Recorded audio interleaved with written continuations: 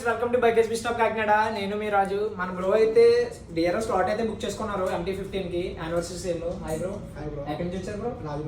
రాజమండ్రి నుంచి అయితే వచ్చారంట. అండ్ అలాగే MT-15 కి ఏవైతే యాక్సెస్ పడితే ఆల్మోస్ట్ అన్ని ఫిక్స్ చేసుకున్నారు. లాస్ట్ లో అయితే సినిమాటిక్స్ ప్లే చేస్తాను.